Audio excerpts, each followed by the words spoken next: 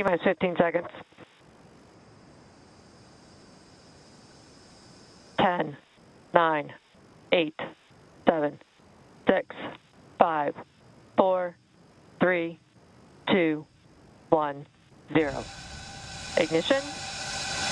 Liftoff. Go Falcon. Go 15 IXPE.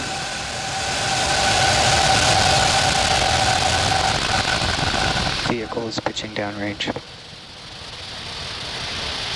Nominal first stage chamber pressures.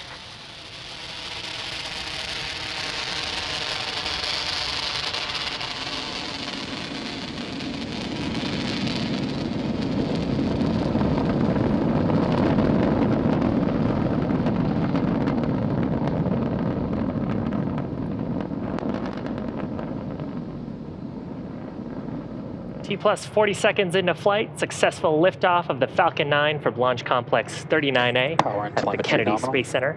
We're carrying the IXPE satellite into an equatorial orbit, and we just throttled down the 9 Merlin 1D engines in preparation for the next event. That's the point of max Q, or maximum aerodynamic pressure. That coming up in about 10 seconds. Vehicle is supersonic.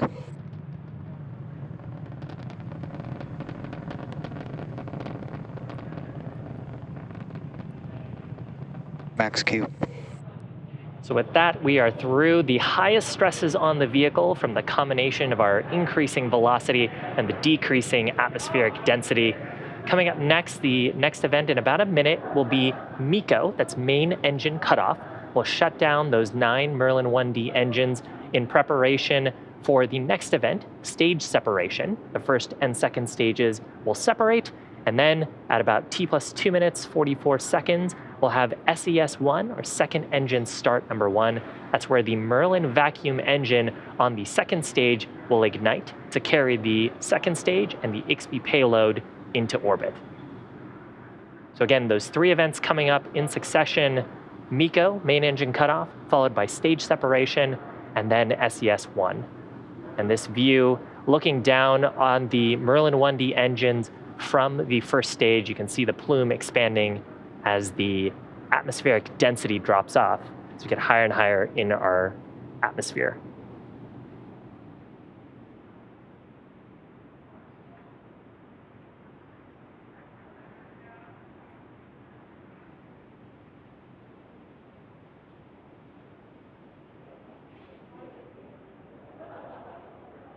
First stage engine cutoff. Stage separation confirmed.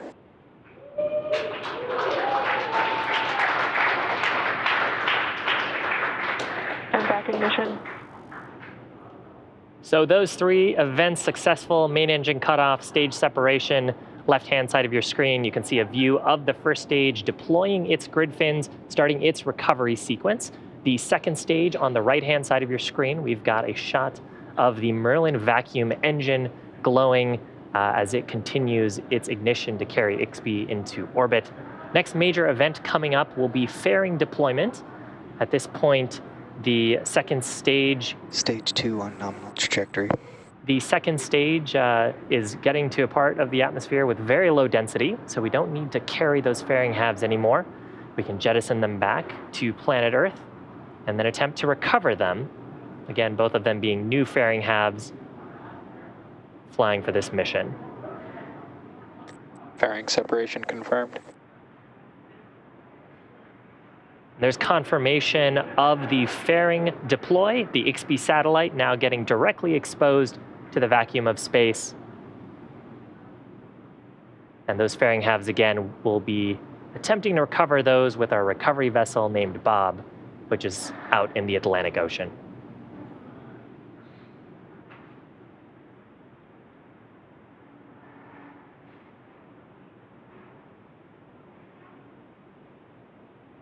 So if you're just joining us, welcome. We're about T plus 4 minutes and 20 seconds into today's mission. Acquisition of signal, Bermuda. On your screen is a view of the Merlin vacuum engine on the second stage. It's completing its first of 2 planned burns to take the IXPE satellite into an initial parking orbit. We had an on-time liftoff at 1 a.m. Eastern Time. The first stage that carried the second stage this far separated and is on its way back to planet Earth. Its next major activity will happen at about T plus 6 minutes and 20 seconds, and that'll be for the entry burn, where it'll ignite a few of its engines to slow down in preparation for entering the Earth's atmosphere. Now, during the entry burn, we'll relight 3 of the Merlin 1D engines on the first stage. That'll start with the center engine, followed shortly after by 2 of the side engines. That'll slow down the vehicle as we pass back into Earth's atmosphere, and we need to slow down on the first stage to reduce the entry forces, which helps us recover and reuse that first stage. Reusability is a key part Stage 2 on nominal trajectory. of lowering the cost of spaceflight, which enables more investment into the critical scientific hardware and research. Now, Falcon 9's first stage that supported today's mission will perform this entry burn for the 5th time, having previously done so for the Crew 1, Crew 2, Sirius XM-8, and Sirius 23 missions. And those brand new fairing halves will also re-enter Earth's atmosphere for the first time. The second stage, continuing to burn, its burn will continue until about T plus 8 minutes. And we've heard periodic callouts that we are seeing nominal performance and following a nominal trajectory. Stage 1 FTS is saved. On the second stage.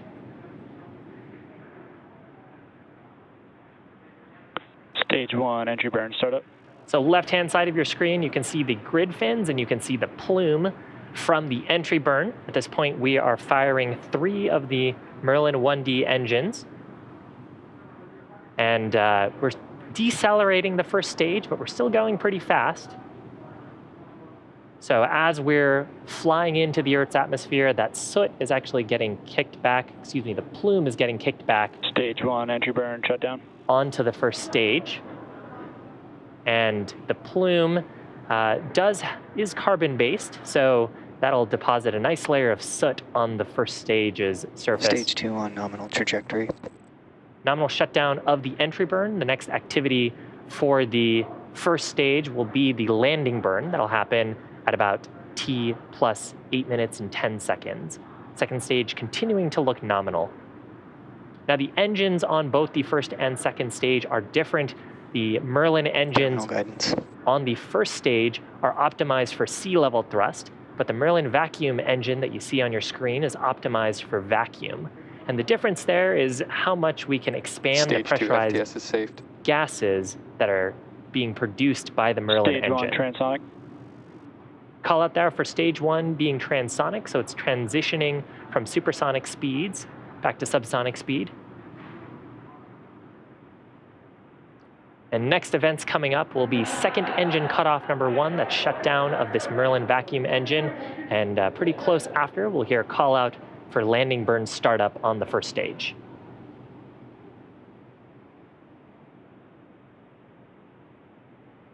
Stage 1, landing burn. And back engine cutoff. So shutdown of the Merlin vacuum engine. We've got landing burn startup on the first stage. Left-hand side of your screen is a shot from the drone ship. Nominal Stage 1, landing leg deploy. And correction, that's a shot from the first stage. And on the right-hand side is a shot from the drone ship.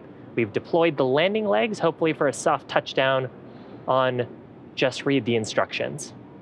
Stage 1, landing confirmed.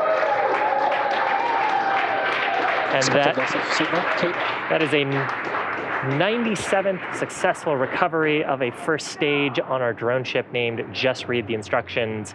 This particular first stage having scored 5 flights under its belt. Now, the mission isn't over just yet. The second stage on your screen is now embarking on its first coast phase, and it's in its nominal orbit. So after this coast phase, we'll light the Merlin vacuum engine for a second time around T plus 29 minutes to put it into the final circular orbit for payload deployment. We'll see you back here in about 20 minutes, but in the meantime, enjoy the space jams and the views of the stages.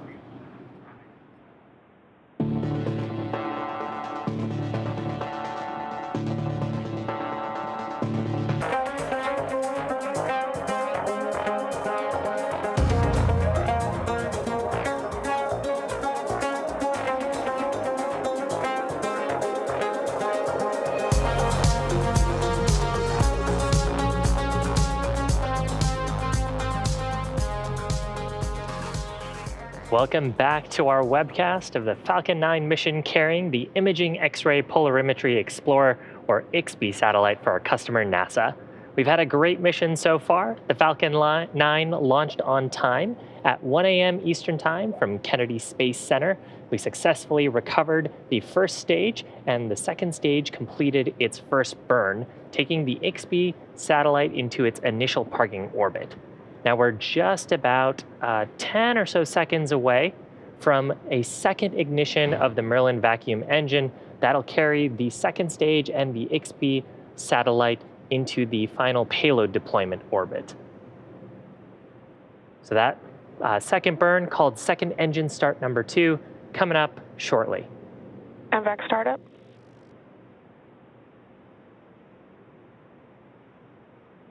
So there's ignition of the second stage engine. This burn was expected to last about 40 seconds. Now the initial orbit that the the second stage went into put it at about a 28-degree inclination with a high apogee and a fairly low perigee. This burn is taking us down to 0 inclination. That means we'll be flying over the equator, and it'll put us into a circular 600 by 600 kilometer orbit. And you're looking at live views of the Merlin vacuum engine and some photobombs from planet Earth behind it. Terminal guidance.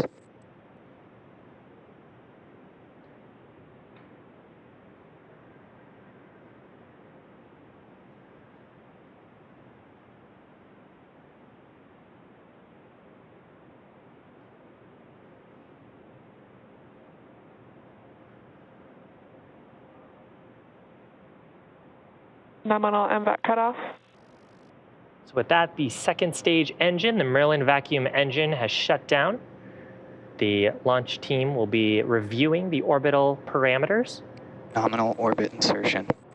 And with that call out, we are in the expected circular orbit right above the equator, about 600 kilometers above the Earth's surface. Now, as a reminder, the IXPE satellite is still attached to Falcon 9's second stage. We've got payload deployment coming up at about T plus 33 minutes.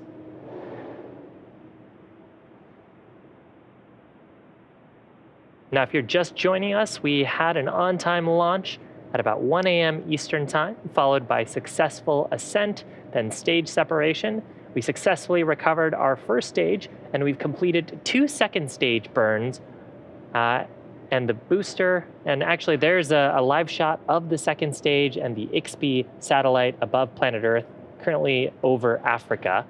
Now the booster that supported the IXPE launch today Acquisition of signal, Melindy. successfully landed for the 5th time on our drone ship named Just Read the Instructions that was stationed out in the Atlantic Ocean off the coast of Florida.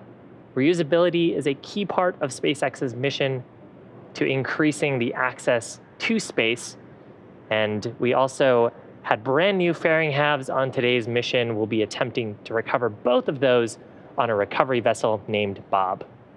That is another great shot of NASA's Imaging X-ray Polarimetry Explorer, or IXPE.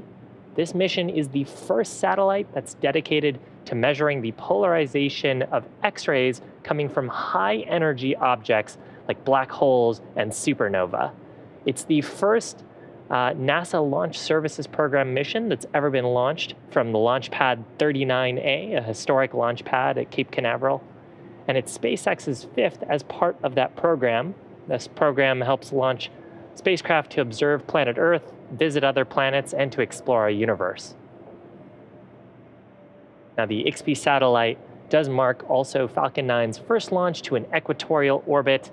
The satellite is currently in a 0-degree inclination orbit above our equator at about 600 kilometers above the Earth's surface. We're about a minute away from payload deployment. And once we get into payload deployment, the IXPE satellite will then get to proceed with its 2-year mission. Now, IXPE is an orbital observatory. Its job will be to study the laws of nature on astrophysical objects that we can't recreate in labs here on planet Earth. So we'll use the telescopes on IXPE to observe them in parts of our universe. Over the next month, the satellite team will conduct checkouts of the vehicle. They'll extend a boom that holds 3 telescopes on the satellite, and then they'll start observing some of those astrophysical objects. The first one will be a supernova remnant, so the remains of a stellar explosion in the Cassiopeia constellation. It's an object that's about 11,000 light years from planet Earth. And payload separation confirmed. So there's confirmation of payload separation. The IXPE satellite floating away from Falcon 9's second stage to begin its 2-year mission to study some of the most energetic objects in the cosmos. And with that, it's gonna end our webcast coverage for today. So we want to give a big thanks to NASA for entrusting us with today's mission, SpaceX's 5th NASA science mission to date and the 2nd in the last couple of weeks. We also want to give a big thanks to the Range and the Federal Aviation Administration for supporting today's mission. And of course, thank you for tuning in, and we'll see you again for the next launch.